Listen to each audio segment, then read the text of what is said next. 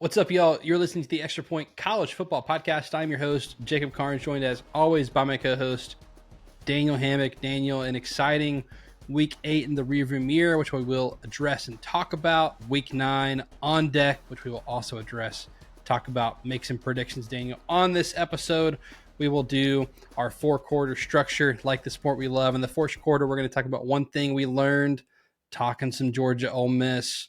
Second quarter, two questions we have moving forward. We'll talk some coaching carousel, some Lane Kiffin. Are there college football playoff contenders that may be frauds? I will address. Halftime of our show, we'll update our XPR, which as we get further into the season, we're almost into November, I start paying attention. This is the BCS-like ranking, which is pretty close to what the committee ends up doing, despite the fact that I hate the method. So again, I love the way we do rankings, Daniel. RIP the BCS. We're keeping it alive and well with the XPR. Third quarter, 3 games we're watching this weekend, as well as 3 uniform matchups to watch on Saturday. And lastly, our fourth quarter, 4 picks against the spread. We're talking Oklahoma, Ole Miss, Vandy-Mizzou, Iowa State, BYU, LSU, Texas A&M. Daniel, an exciting episode ahead. How you doing? We're through Week 8. We're a little bit over halfway through the season. It's been a very exciting season so far. Dude, let's go, man. Let's go. We're here. I wish, just a couple weeks later for our mid-season predictions. My goodness, my stuff I feel like is just falling completely apart. But that's kind of what's cool, man. Like, if you just let college football play out, it's going to mix things up. We get to our pick segment later. I am a little sad that we both had a pretty rough week, and I feel like I would still pick the same way. I feel like I was on the right side of all of it. Anyways, we're not going to talk about it. But, dude, excited. Another week of college football. There's chills in the air. I couldn't help but carrying my month and a half old son outside, and it was cold and I had to put a blanket around him. I'm like, this is just exactly what I've always wanted. This is so good. So, dude, it's great. Dude, there's nothing to me, when it gets cool in the mornings especially. Like a black coffee in the morning whenever it's a little bit cool outside, like open up the door and just feel the cold air while you sip the hot coffee. I mean, that's an elite feeling, especially on a college football Saturday. Dude, try standing on a brand new back deck that you just built a couple months ago. With your hands. Dude. With your bare hands. Both of them, man. Both of them. And a couple others. Some other people were involved. But this was great, man. It's great. I love it. Daniel, first quarter, man, kind of a packed Week 8. What's one thing you learned? Yeah, man, for me, hearing the way Kirby Smart talked about this Georgia team after just an impressive win against Ole Miss, a game that looked like was potentially going to slip away. Ole Miss was dialing it up on offense. Kirby Smart simply said, "We're hard to kill. We're hard to kill." So I think the Georgia being hard to kill is kind of something that's going to embody this season. Mental toughness, resilience, whatever you want to call it, composure. They just seem like they're comfortable in any situation. And, it's weird for us because usually it's like the defense is ahead of the offense for a Kirby Smart team for the most part. So, right. Now it's like, okay, the offense is carrying the defense, something Mike Bobo is used to. Back when he was under Rick, I think they were scoring 40 points a game and giving up like 38. So it was like he had to outscore every opponent. It could not be easy. So, just something I'm keeping an eye on. But so one thing I learned, I guess, is, Georgia's hard to kill. Like we saw it, come to be proven multiple times. Even the game they lost against Alabama, they were in it. They had opportunities. They were right there, even though they got down early. So, they had their opportunity to win that game. I think that's going to be true going forward the rest of the season in every game that Georgia plays. So we don't share notes prior to recording. And if you're watching on YouTube, verbatim, my first point was, it's blurry.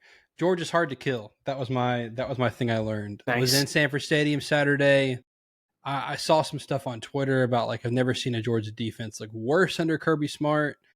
It's funny because it feels different in the stadium as far as what you're watching, and you watch Ole Miss stride on the field, and I'm like, that kind of felt like a long drive, and you look and it's like, wow, 15 plays, 65 yards in 5 minutes. It's just that was kind of methodical, and he kept being man, I feel like Georgia's that close to getting some of these plays. And same thing, I mean, with Georgia being hard to kill, man, I mean, Gunnar Stockton, I've definitely doubted him at 75 points this year. Definitely think the national media's doubted him at points this year. Can Georgia get to where they want to go? I thought that's been a little foolish if you've watched Georgia this year, of that Gunnar's the reason Georgia's not going to get to where they want to go. Like, to me, if Georgia's not going to compete for a championship this year, it's because the defense is not up to a Kirby Smart standard. Because this offense, Daniel, I know it was an Ole Miss defense, but for him to go 26 of 31, 289 yards, 9.3 per attempt, a 97 QBR in this game. He was 12 for 12 in the second half.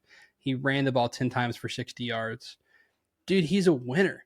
And then, it's been a hilarious thing to watch, if you want to, if you're a betting person, it's like just take the other team in the first half against Georgia and then bet Georgia in the second half, because it's just been, dude, minus Kentucky, it's 4 SEC games like this, man. And, in stadium, Georgia plays a little video of we own the fourth quarter, 17-0 in the fourth quarter, Daniel.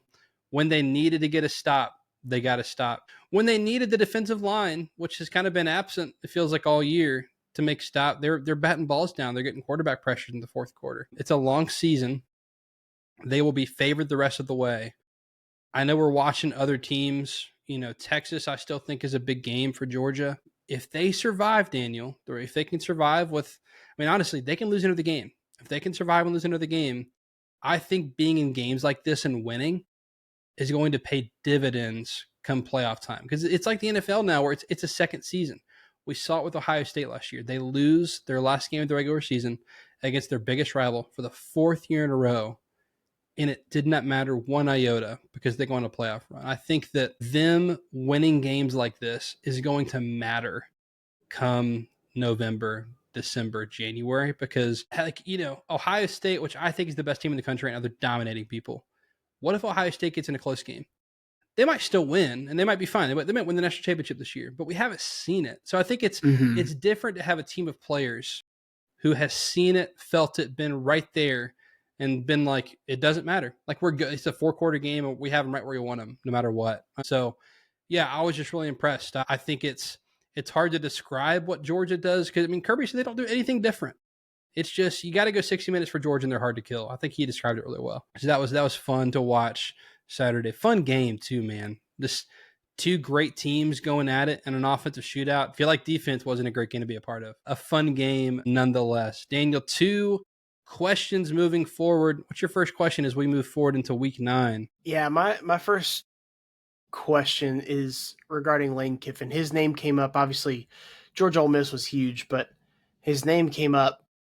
Some coaches have been fired. We're going to probably talk about that here in just a moment. But would Lane Kiffin leave Ole Miss for any of the current openings? And the reason I even ask that is a few years ago, I feel like that Lane Kiffin would leave potentially.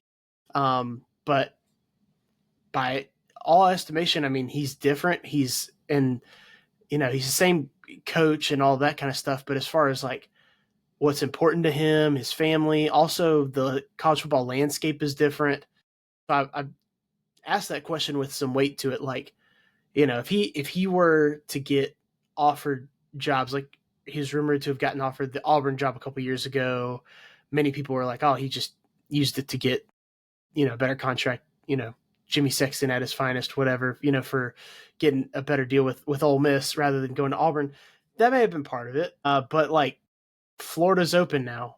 Florida's, you and I have ranked as a top 5 job.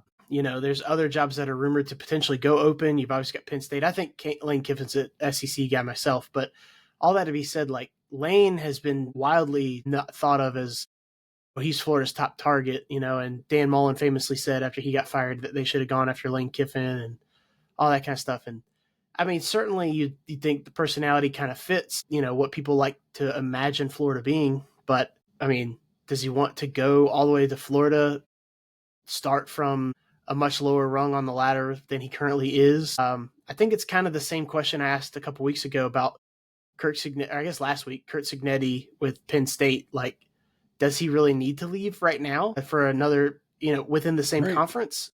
I think if you're leaving conferences, that's one thing. But if you're staying in the same conference, I think that, you factor in, is it a lateral move? Is it a move up, a move down? And then obviously, would he leave at this point? He's, his family's really important to him at this season, and everybody seems to be really, glued in with that Mississippi community. So I would lean no. I don't think that he would leave for anything currently open. That's my take on it. Which is interesting because Bud Elliott said that 2 years ago, Lane Kiffin would have crawled over broken glass for the Florida job. And I just don't know if that's the case anymore, given where the landscape is, where he's at.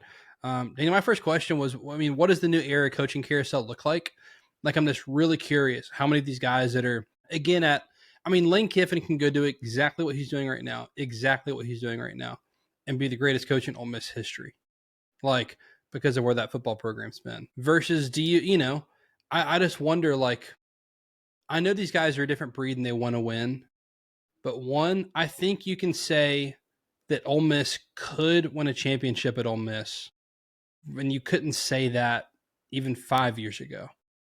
I don't think it's likely still. Like, I still think the Habs are going to be more likely to win more championships and stuff. And then at his point in his career, does he want to win a natty? Or is he happy with the chance? You know what I mean? Of like, I can get in the playoff and make a run and coach my butt off. Versus before, it's like, you got to be one of the 2 or 4 teams standing. So you got to have the talent base, like literally going undefeated. And that wasn't going to happen at Ole Miss. Now you can at least give yourself a shot at Ole Miss. I expect them to make the playoff this year at this point, as that was their first loss. So I'm curious what the new coaching carousel looks like. You've got, the big ones open. I think like Florida, Penn State, Arkansas, Oklahoma State. I expect Auburn to open.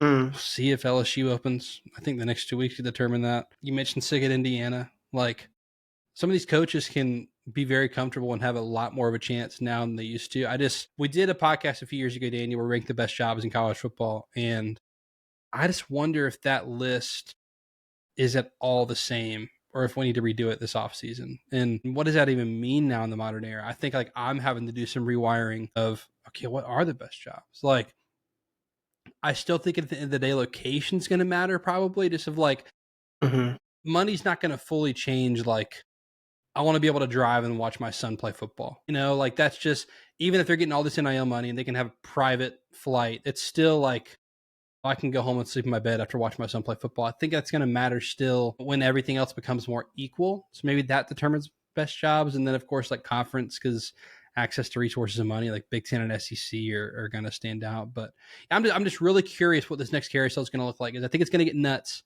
There's more top 15 jobs that will come open. And I'm really curious I'm just excited to watch it happen, because I think there's some, college football is the best because message board culture hopefully just stays a part of it. And like, crazed fans who want a seat at the table, who think their opinion should matter because they donate money to the school. Like, we were just talking pre-show, our friend David Cobb, was a Tennessee beat writer when Shiano Sunday happened. Like, that's part of what makes college football great, are these coaching searches. And unfortunately the flight trackers don't matter anymore, because they do a lot of these meetings on Zoom or in a major city where, they fly to New York together and no one knows. Yeah.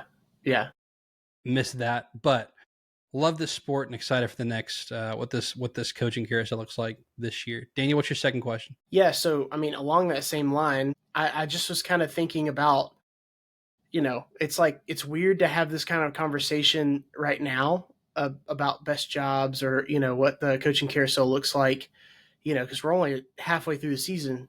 It just shows you what great expectations there were for some of these teams, and I guess what last straw a lot of these schools were on with their coaches.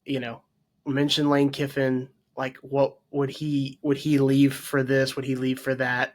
I think a lot of these coaches, because of how they're getting stretched with how difficult it's become, with NIL portal and all that kind of stuff, I think that one thing they're not going to, let go is maybe that balance of their family. So it's kind of why I think Lane would stay. But, looking at the job landscape, we talked about potentially re-ranking these in the offseason. My question is, which job that's already opened or is rumored to open is the alpha? Like, who is the top of the food chain? Which team, which school, which administration is able to say, we're going to go get our guy above everybody else? It doesn't matter what you do. We can money whip them. they're going to want to come to us because if money's the same, we're the best situation. We're, the have, like you were talking about, the have versus the have not. And of the potential ones, you mentioned LSU. But if LSU was to put their name in the hat, I think that all the dominoes are going to fall based on what LSU does. And for what it's worth, I think Lane Kiffin would consider LSU more than he would consider Florida, my personal opinion. But yeah, I think it would be very fun. But it's something to consider. LSU has been known to be like, we swim in the deep waters. We go get who we want. They went and stole the sitting head coach from Notre Dame. You know what I mean? It's crazy. It's crazy that they did that.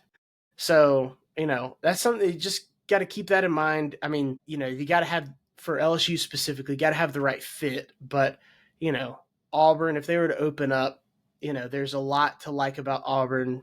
There's a lot of discord at Auburn. Florida, Penn State is, it's a really good job. It's a really good job, and some would view it as the best job if you're like a Big Ten guy.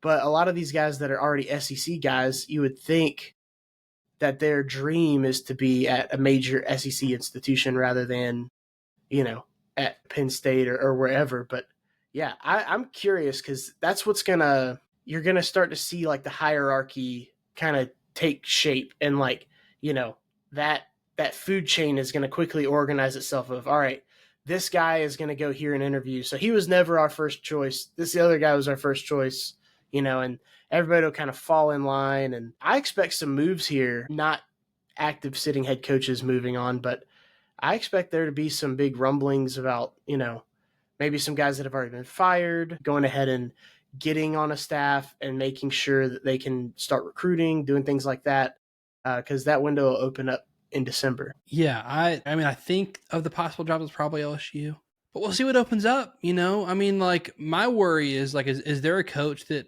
until the new era is fixed is just going to call it quits? You know what I mean? This like, hey, this has been fun. I mean, Ryan Day, Kirby Smart, like, they kind of have young families. I'm just like, that to me would be the like bomb. You know what I mean? Like that could go off. Okay, Dana, my second question. Let's look. It's week 9. We can start to talk about playoff a little bit. What 0-2 loss teams are fraudulent playoff contenders? All right. I'm just going to list a few quickly. Just give me a fraud or contender. All right. ACC, Miami. If you asked me last week, I think they're a contender. Yeah, I think it's a contender, right? Louisville. I haven't even considered Louisville. After what they did to Miami, I mean, they're a contender. Virginia. I think they're a fraud. So here's the thing, because this is and Georgia Tech. I have them in my predictions, so I think I need to say they're a contender, because otherwise, so I'm gonna say fraud for all but Miami because one, I don't think any of them are making it with no more losses the rest of the way, and I think the ACC is a one big lead still. Like, okay. I think if Georgia Tech loses, if they go 11-0, definitely not lose Florida to Georgia. State. Like I said, they're definitely not making it. Like, Miami's to be the only team that could make it as an at-large. Because here's the thing, Daniel. They no longer control their destiny in the ACC. Georgia Tech does. Virginia does. And those are the only two teams, end of list. So Miami, to me, could get in at 11-1. I don't think Georgia Tech's in 11-1. I don't think that, especially if Georgia Tech goes 11-1 and loses the ACC championship, I don't think an 11-2 Georgia Tech is in because of SMU. That's because of SMU? Right? Okay. Yes, 100%. I think it's because of SMU. Like, right or not, I think that's what's going to happen. Okay, Big 12, Texas Tech. Contender. Yeah. BYU. More to come. We're going to talk about them. I think they're a contender, even though I've thought, yeah, they keep proving me wrong. So I feel like if I say that they're a pretender, they're going to be a contender anyway. So I'm just going to say contender. I'll say again, I think Big 12 is a one big league, especially now that Texas Tech has lost. So it's really like, who do you think can contend for the Big 12 championship? And I think that Cincy and Arizona State probably at this point. Yeah. Yeah. All right, Big 10, USC. I don't think they're a contender. Fraud. Yeah, I want to believe, but I'm going to say fraud. Michigan. Fraud. I think so too. Washington. Fraud. Illinois. Fraud. I don't even know why I mentioned this one, but Nebraska. Yeah, fraud. My only one on there, well, I mean, I could see Michigan, USC, or Washington doing it. They're going to have the opportunity to, schedule-wise. But, all right, SEC, Ole Miss. I think they're a contender. Same, Texas A&M. Man, that's tough. It's tough. We're going to obviously see down the stretch for them, but... I'm saying contender to this point. I think they're a contender because I think if they were fraudulent, they would have found a way to lose one of the games they've already played. They would have lost to Notre Dame on the road. I think that's the Texas. Offense is fraudulent. Their defense, which is tough to say, but I think that, Texas may have just been in over their head a little bit. It's hard for me to say this. Fraud. Missouri. They're a fraud. I'm undecided. Vanderbilt. I think they're a contender. Capital C contender. Oklahoma. I think they're a contender. More to come. LSU. Fraud. Tennessee. I think they're a contender. I think they're a contender too. It just sucks they have to play Bama and Georgia every year, which that's going to change next year. And you lost to Bama on the road by multiple scores. How big was that right before half? We didn't talk about it, but I mean, they're going in to make it a, close game. And I don't even remember what the score was at that point. Was it 16-7? 16, but so they're going to make it a 14-16 game. So they're right there going into halftime essentially. In that one possession game, yep. And then you look at the end of the game, and that's obviously all the difference because the margin. The 10-point swing. Because at worst, worst case, they should be kicking a field goal right there. Not even giving Tennessee a touchdown in replace of that touchdown, but that's a 10-point swing. Yep. And then they're right there, man. At the very least, 10-point swing. Yeah. Yeah. So that's what happens, though, when you play SEC football on the road. Big plays like that happen. How do you respond? But yeah, I don't count it as much against them being on the road, losing like that to Alabama, knowing what I saw in that game. On their schedule down the stretch, they've got Kentucky. They go to Kentucky. They get Oklahoma at home, New Mexico State. They go to Florida. They get Vandy at home. So, I mean, they will be favored in every game the rest of the way. Are they going to be favored against Vanderbilt? At home, yes. I think that might be a pick'em neutral, honestly. That's where Vandy is. I think in Neyland, you might see a 2.5, 3.5 line. That's my guess. Yeah, okay, that was fun. So, and again, the fun part is we're getting to the end of October, November. We're going to find out very quickly who's the frauds and who's contending. Daniel, halftime, our XPR. If you're watching on YouTube, check it out on the screen right now. I'll read off the top 5. You've got Ohio State, Indiana, Texas A&M, Oregon, Alabama. Daniel, you can also see this on Daniel's Twitter account at Deep South Daniel, or my Twitter account at Jacob Karnes with a K, or our Instagram account at the Extra Point Pod. Find it all there. Daniel, big takeaways. I mean, I feel like we're starting to see a lot of staying the same. Miami dropped to 10 for us. They were at 2. Yeah. I dropped them a bunch in my ballot, more than you did. Yeah, I mean, any takeaways from our XPR? We're starting to get a lot more stability. Vandy at 12. Notre Dame at 11. Highest 2-loss team. Yeah, something I'm noticing is Georgia Tech. First of all, if any Georgia Tech fans, which I know we've got some that listen, shout out to you guys. Appreciate it. You're going to look at the XPR and you're going to be like, what do we got to do? We keep winning and we're still at 18. What's going on? Well, the SB Plus and the FEI and some of the other metrics we use, they're holding you back a little bit. The metrics are important, a lot of it. They're not even ranking you. So even though Jacob and I are ranking you, you look at the AP poll, they're number 7. Of course, Jacob just called you a fraud to your face. So if anyone wants to send hate mail, it's at Jacob Karnes on Twitter with a K. That being said, I have Georgia Tech just outside the top 10, which I think is where I truly think that they should be ranked. Whenever the CFP committee gets together. I kind of think that if things hold, I think that Georgia Tech will be just outside the top 10. I don't think they're quite number 7 in the country yet, and that's largely to do with who they've played and everything like that. And, obviously the metrics are there to show how you've beaten certain teams. I would say that's probably the most jarring if they're going and looking at the AP and then they look over at ours, they're like, what? Did they just hate Georgia Tech? No. Well, Jacob does, but no, they simply aren't ranked because of what the metrics say, the computers. This is more closer to what the BCS would be saying. They wouldn't say, oh, yeah, you're beautiful. Let me just put you on top of a mountain here. So, I mean, I also have Georgia Tech lower. I've got them, what is this, 5 spots lower than you do. What's their best win, Daniel? I think that's my thing with Georgia Tech is what's their best win?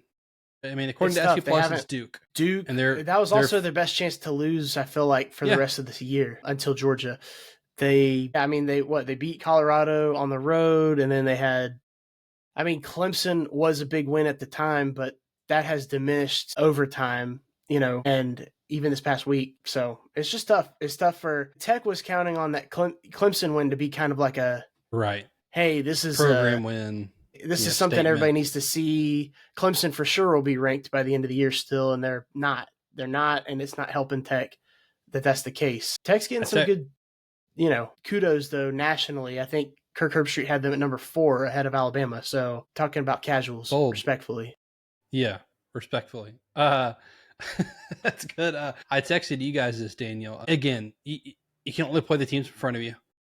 If you look at the ACC's top 5 teams this year, Daniel, it's Georgia Tech, it's Miami, it's Virginia, it's Louisville, it's SMU. Georgia Tech plays none of the other 4 teams. So you can only beat the teams in front of you, but that's why they're getting hurt a little bit. Tennessee, I think, is lower than I think how good they are. Again, their 2 losses are 5 and 6. Notre Dame, I think, is going to keep going up. The power ratings love Notre Dame. I'm more and more thinking they run the table. And, especially you get over the USC hump. Look at the schedule the rest of the way. At 10-2, I think they're in regardless, whether you like it or not. I think a 10-win Notre Dame is perennially a lock for the playoff. I don't think they're hosting a playoff game at 10-2. Probably not, because you gotta be a top especially 4, right? Or top. Sorry, no, they gotta be what 5 through 8. 5 through 8. They could. I could see that happen. But I think the problem's going to be is let's say A&M's the 3rd SEC team, and they're at are they at 7 or 8 because you lost that game straight up. If A&M has a 2-loss record or better, I don't think the playoff committee is going to put them above A&M. That's to me is the blocker of a home playoff game is where does A&M land? And maybe A&M's 2 and the SEC champ. You know what I mean? Maybe they're 1, they're undefeated, and that could be different. We'll see.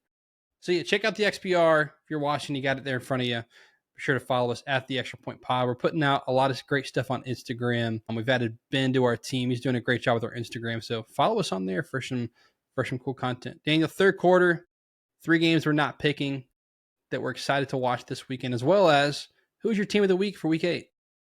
Yeah, I saw this was added to the agenda. Shout out. We've been putting this out for a couple weeks now, but team of the week, Vandy. All right, Vanderbilt with the big win. I was watching this game when they beat LSU. They got off to the lead, which is what they did against Alabama, but then Alabama erased the lead and ultimately overtook them.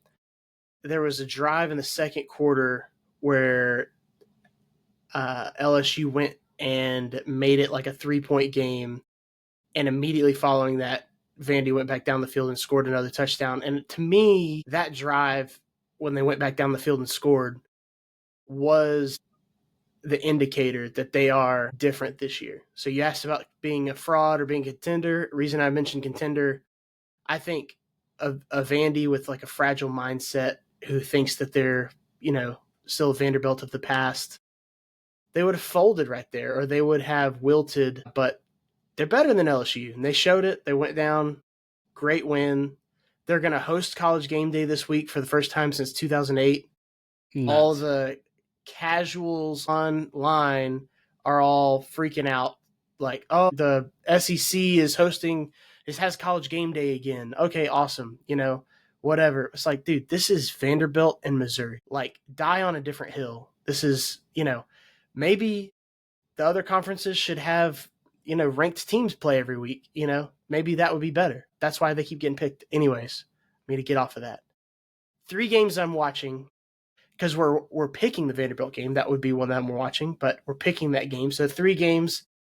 Even though they lost, Memphis playing South Florida still has so many implications as far as ultimate CFP picture. So for the American, Memphis hosting South Florida. Memphis is the only one that plays both South Florida and Tulane. I think those are the top three in the American, even though Memphis lost to UAB. So keep an eye on that one. Indiana, UCLA. UCLA, who would have thought I'd ever say I was watching a UCLA game early in the year? They have completely turned things around. Vibes are up. They're going to play a team that is ranked number 2 in our XPR, is ranked probably, I think it's number 2 in the AP as well. Indiana's just been on a roll. Indiana should take care of UCLA with no problem, but we thought Penn State should have done that too, and that was kind of the start of Penn State just completely falling apart. So maybe UCLA's got something to them against Indiana. We will see. And also, how about this? A little FCS love. Dakota marker game, South Dakota State, the Jackrabbits hosting North Dakota State, the Bison. FCS at its best in that game prior to their playoffs. So if you're going to watch one FCS game, Kennesaw State playing tonight, I would say that their FBS, obviously, we're better than the Dakota marker game. But Dakota marker game, 2-7-0 teams, powerhouses for the FCS. Those are my 3 games.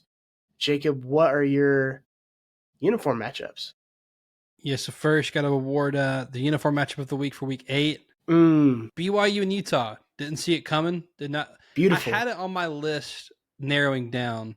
Did not see or expect them to both wear color v color. And I'm typically not a fan of like the color. I say the color unitard, just like, helmet, jersey, and pants, all one color.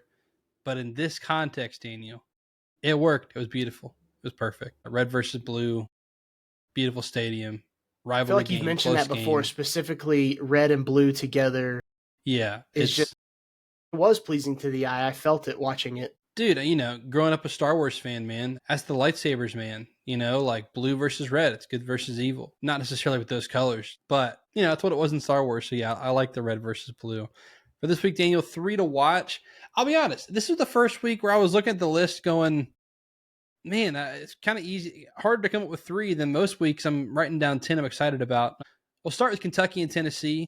A game I'd love to go color v color. Would be awesome, but should have some poppy colors there. LSU versus Texas A&M. This is more of like it's a helmet game, and the colors are contrasting enough where that'll look good Saturday night in Death Valley as the sun makes its home in the western sky. A lot of respect for LSU. Please do better. Lastly, rivalry game. Michigan State and Michigan, with Michigan State at home. That should be a good one. Rooting for not a green unitard, but that green with, I'd love for Michigan to wear like the yellow pants, the maize pants would be great to make this one good. Like you put Michigan on the field, there's a few teams. LSU's in this category where it's like, if they're in a game, watch out for it. You know what I mean? Because they're just putting out good uniforms. Excited for those. Then we get to the fourth quarter. 4 picks against the spread. Unfortunately, I went 0-4 last week, Daniel.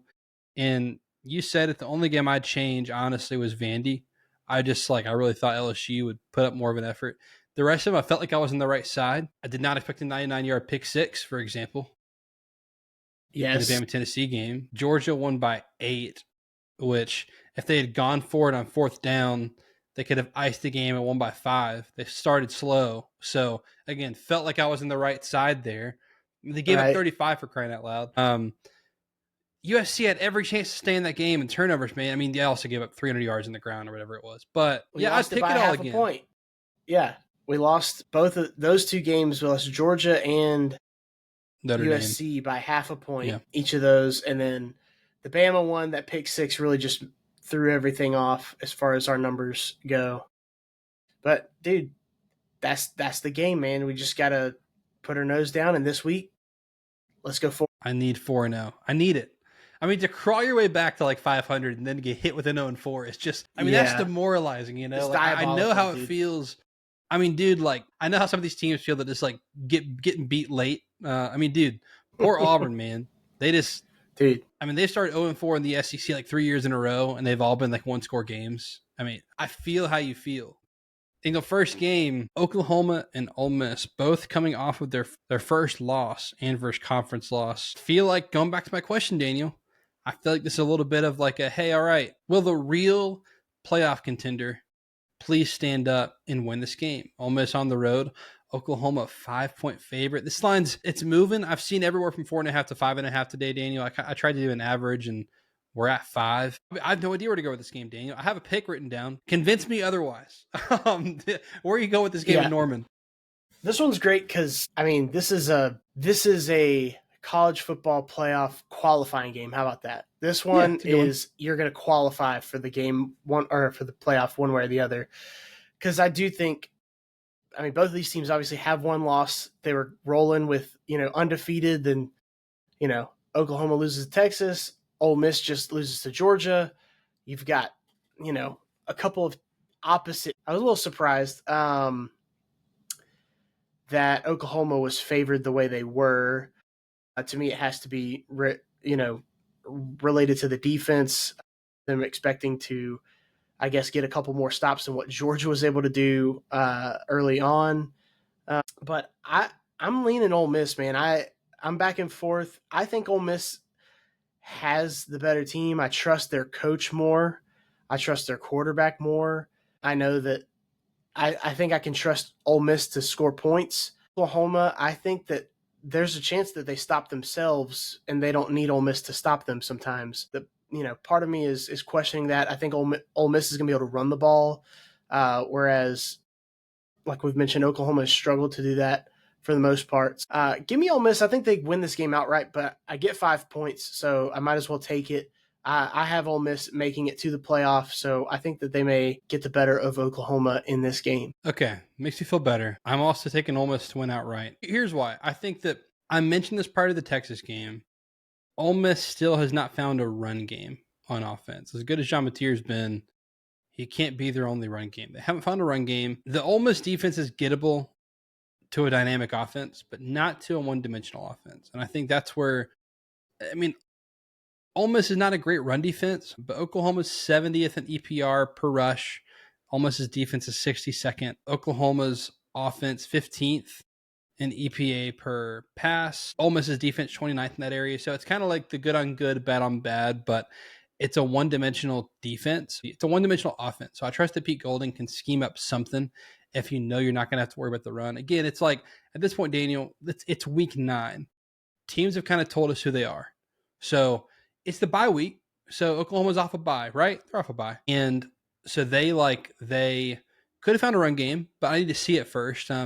Oklahoma's defense the best unit on the field, though. So I think that's where my worry is in picking Ole Miss is that is by far the best unit on the field. But again, I watched Lane out coach Kirby Smart and Glenn Schumann for 3 quarters. So he can scheme up an offense. This is a back against the wall spot for both teams. Oklahoma at home. Can Oklahoma score 25? Because I trust Lane to get to 24. I think this is a 24-21 Ole Miss win. So give me the Rebs to go on the road and get it done. And I think they're the contender in this game for the playoff. I like what you said, a college football playoff qualifier game in this one. Yeah. I like that one. So we're on the same side here. Give me the Rebs +5. I think they win the game outright. Dan, we go to Nashville, college game day, Vanderbilt, Missouri. I think another college football playoff qualifier game. Both these teams, same situation. Both have one loss. Both of their losses came to Alabama. Vandy's favored by 2.5 at home again, just like they were against LSU. Am I going to doubt Vandy again? It's a 2.5-point dog. We'll see. I don't want to overcorrect either. Daniel, who do you like in this game in Nashville? Yeah, this one, like you said, very similar to what we just were kind of covering. You got a bunch of 6-1 teams in the SEC. It's where they're going to start to separate themselves a little bit. I mentioned earlier when you were talking about frauds versus contenders, Vanderbilt's a contender. They're different this year. They, run and hit, play good defense. Diego Pavia, I can't get over him being, one of those last few YOLO quarterbacks, like you've coined the term, but just a quarterback who's older. And I think that he sees the whole field. He's comfortable during the game. You've got to be a lot better than Vandy to beat them. I think that if you're anywhere in the realm of like their peer, I think they're going to win this year. That's just kind of how I feel. I think they're strong offensively and defensively. And I think the dynamicness of their quarterback, I think if you flip it on the other side, Mizzou has a good pass rush. Damon Wilson has been strong so far this year. I think that he could get after Diego Pavia, but offensively, outside of Ahmad Hardy running the ball, I'm curious if Bo Prabula in his passing game could, I think Vanderbilt could get behind and come back and win, is what I'm saying. I don't think Missouri could get behind and come back and win. I think that they have like one path to victory. I think Vanderbilt has multiple paths to victory. So give me Vanderbilt because I think that they will just keep coming. I think that I'm gonna lay the points as well. It's only 2.5. I think this opened as even line, just a pick 'em line. People have been betting Vanderbilt. They're at home. They've got College Game Day at home for the first time since 2008. I know me and you have both cooled on game day a little bit, but that's a big deal for schools, especially schools like this. All the center of the college football world is at your footsteps. Give me Vandy, lay the points. I'm tired of doubting Vandy, Daniel. I can't talk today. Vandy. Bottom line is Vandy scores more touchdowns than field goals, and Missouri does not. Their points per quality drive is top 15 in the country. Missouri is not. Mizzou also had a 26% post-game win expectancy at Auburn. Kind of got lucky there. I'm tired of doubting Vandy. I think Vandy's just they're just a good football team. I think like take the logo off the helmet and put a Tennessee logo on the helmet. What are we thinking of Vandy right now? Like, are they a top 7 team with one loss being to Alabama on the road in a game where, again, turnovers are a part of football, but it cost them the game, Daniel. It's against Alabama. That's their one loss on the road against Alabama. I think Vandy wins and covers in this game. Give me Vandy like 31-28 in this game. Give me the doors. And friend of the program, Barton Simmons, he came back on cover 3 this weekend, and I like the vibes there. The way he's talking with the football program, he was talking about how he has a picture.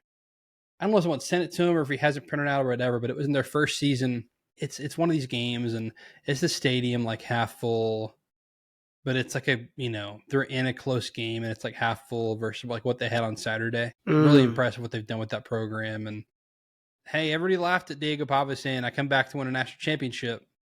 And everyone said, ha, ha, ha, you've had your fun. They're right in the thick of things for the SEC championship race.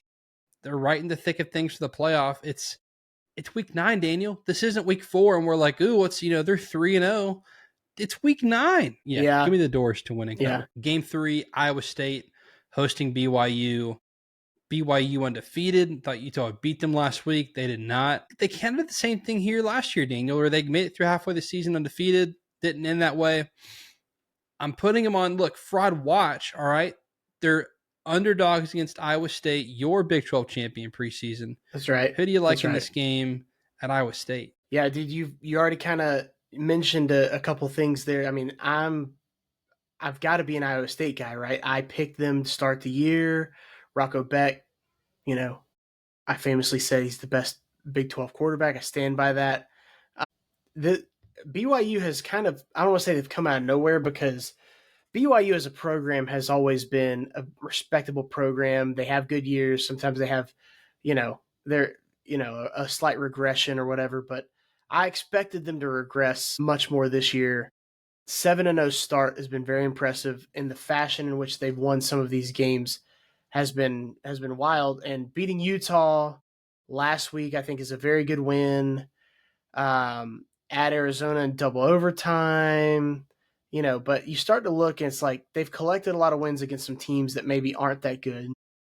That being said, they beat Colorado at Colorado, and Iowa State's coming off of a loss at Colorado right after they dropped the game at Cincinnati, the one that kind of, I don't want to say broke Iowa State's season, but it was kind of eye-opening. That being said, there's a reason Iowa State's favored in this game. I think people have forgotten about them a little bit. I think you're going to see Iowa State come back this week. I think you're going to see a big game from Rocco Beck with his legs, with his arm. I think they take down the Cougars. I think you're going to have Iowa State cover -2.5. They're at home at 3:30. This is a big one if they're going to compete for the Big 12 championship, like you mentioned earlier. If there's any shot for them to make the playoff, it's got to be through the Big 12 championship. They're still in the race. They have to win this game, must win. We'll talk about this in just a moment, but sometimes, I don't want to say wounded animal mode just yet, but definitely the more desperate team. They've already got 2 losses. They've got zero room for error, zero margin for error. BYU is kind of floating on clouds right now. Give me the Cyclones, lay the points. This one's simple for me, Daniel. A trend this year, all right? Number one, I'm putting BYU on fraud watch. They did this last year. Ranked team favored against a ranked team in 2025. This is just this year, but this is a trend that extends multiple years. Just this year, the unranked team that's favored against ranked teams 5-2 straight up and against the spread. The losses were Nebraska against Michigan, and then last week Duke against Georgia Tech. I think that moves to 6-2 straight up and against the spread. Give me Iowa State in a 27-24 win. I'm trying to go simple this week, Daniel. 0-4 like really has me shaking my head. Just following a trend here. A lot of times Vegas simple knows, better. I like it. Yeah, a lot of money on BYU. Vegas knows sometimes, man. They're favoring Iowa State for a reason. Give me the clones. LSU against Texas A&M. Daniel, I kid you not. Show my notebook. I have no notes on this game. I mean, I've looked at it. But I have no idea where to go. I went to write down, like, typically, Daniel, I'll look at a game and say, I think I'm going this way. I'll do my research. And I'm like, okay, I'm going this way. And then I'll start to take my, like, reasons why I like which team I'm going to pick. And I started doing that, and I'm just looking, and I have no idea where to go with this game. Please help me. Texas A&M is a 2.5-point favorite at night in Death Valley, a pantheon of concrete and steel. I obviously love LSU. I want to believe, Daniel. Is this like my USC? You know, I wanted to believe in USC last week. They didn't get it done for me. I want to believe in LSU. I have no idea where to go with this game, Daniel. Help me out. Baton Rouge, who you got? Yeah, dude, I'll help you out. Look, this one, I feel like I just can see what's about to happen. That being said, no, I'm not a medium. I'm not a soothsayer. I can't do all that kind of stuff. That's, wild and demonic. So with that being said, respectfully, of course. Respectfully. Yeah. Respectfully, I'll pray for you. LSU A&M, man. This one, for a couple of years, they tried to force feed this one to us. You remember they tried to say, this is your after Thanksgiving game. These are 2 big rivals. And we're like, yeah. God, I mean, they're geographically close. Yeah. They're both kind of wild. Touch. Yeah, y'all. They got big old stadiums. Quit trying to make fetch happen is all I'm trying to say. They just kept trying to do it. Obviously, we get Texas A&M back. They still don't know what to do with LSU at the end of the year. They're playing Oklahoma this year. It's weird. I hope they bring back LSU Arkansas at the end of the year now that they're going to be permanent rivals going forward. Please make that happen because that was the closest thing. The boot. Please do. Just do it. Anyways. All right. That being said, this one, I think you're going to have several lead changes in this game. I think this one is going to be similar to when Texas A&M played on the road at Notre Dame. I think LSU is going to figure some things out because they're going to have to. This is Brian Kelly coaching for his job. He's already lost the game that people said he wasn't allowed to lose. Even though they weren't favored in the game against Vanderbilt, they lost it. All right. Josh Pate said last week, he does that show with Bussin' the Boys now, and his prediction was something along the lines of, like, on the plane back, there's a chance that he gets tapped on the shoulder and he's fired by the time he lands if he loses that game. Well, he lost that game, survived it so far. His margin for error is 0 now. If they lose to Texas A&M, I think he might be fired. That being said, they've got their 2 losses. A&M's got no losses. I think similar to what we were just talking about with Iowa State a little bit and BYU, Texas A&M knows they've got a little bit of a safety net. And they're not intentionally going to go in and lose a game. That's not what I'm ever going to say. No, they're going in to try to win this game. But LSU's got something different. They've got a darkness to them. They are scared to lose more than they are motivated to win. So you're going to get LSU's best shot this week. I think this is LSU's best performance of the year. I've got LSU winning the game outright. Give me the 2.5 points. I'll take it. LSU is winning this game. I think they win this game by 10. This defense is going to make Marcel Reed one-dimensional, and he's going to have his worst game of the year. There's still going to be a great game. I think you're going to have lead changes, like I said, but I think LSU piles it on late, and you're going to have a 10-point LSU victory. So you get those 2.5 points in your pocket because they're going to win outright. But how about that? Tiger Stadium at night. What an atmosphere on ABC. LSU Tigers outright. Texas A&M is a better team. They're a more complete team. I don't think they have a better defense. I still think LSU's defense is very good, despite it retroactively maybe not looking as good because of like who they played and that sort of thing. But they kept Ole Miss relatively in check. And a Vandy moved in on them. Texas A&M's offense is very good. LSU doesn't have a run game. Daniel, I could see Texas A&M blowing them out, and I could see LSU winning. I don't think I could see LSU blowing Texas A&M out. Give me the Aggies. Lay them with the Aggies, and I'm rooting for LSU.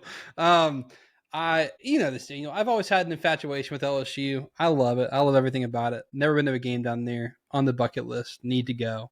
I mean, I'll even wear purple. You know what I mean? Like, it's whatever. It's just a color. I think it looks really good. Yeah, I want to believe in LSU in this game.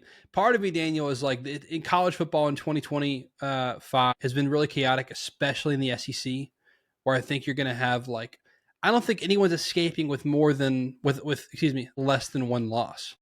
And so this is one of these spots where I'm like A&M's losing one of these games. Like, no one is head and shoulders above the rest. And it's an odd-shaped ball. It's a game of margins. You have one bounce not go your way, and it's 27-24 Tigers, and maybe it's your only loss of the season, but you know, this is one of these spots, man. That's why I want to pick LSU. Give me the Tigers, Daniel. We're not done. Yes. Give me the Tigers. Yes. Straight up. Plus 2.5. College football is crazy, if you think Texas A&M loses a game the rest of the year, this is personally, I think this is the game because this is the toughest road environment they're going to play in. And yes, they play in DKR at the end of the year, but I think that this is the most losable game for Texas A&M regular season. Texas is still the most losable game. This is the best environment they're going to play in the rest of the year.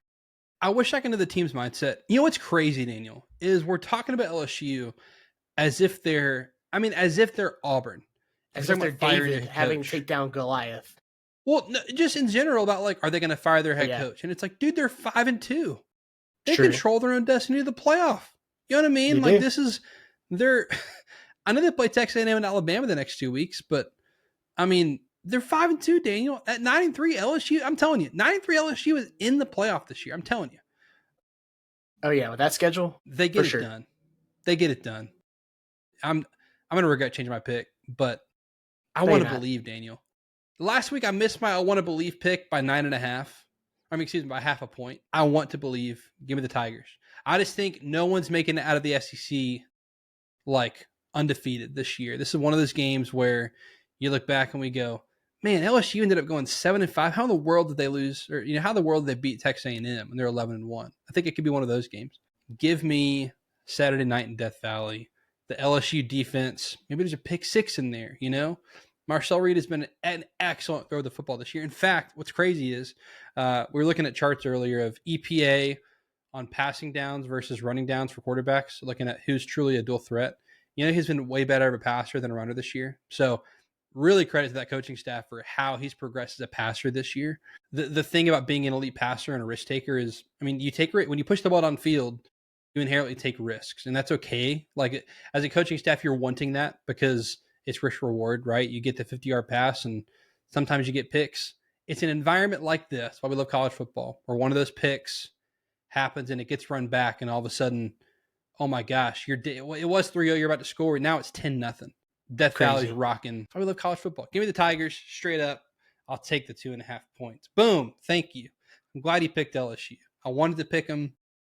I almost went against it just because, and now we just pick everything the same this week. Did we just go 4 for 4? Yeah, we did. So 4-0 week. We had Wendy's week is what we did. 4 for 4. That's right. I love it. Be sure to follow the show on YouTube, Apple Podcasts, or Spotify, wherever you get your podcasts. Be sure to follow us at the Extra Point Pod on Instagram, doing great stuff over there, having great content. And be sure to follow Daniel on Twitter at Deep South Daniel. You can follow me on Twitter at Jacob Karnes with a K. That'll do it for this edition of the Extra Point. He is Daniel. I am Jacob. See ya.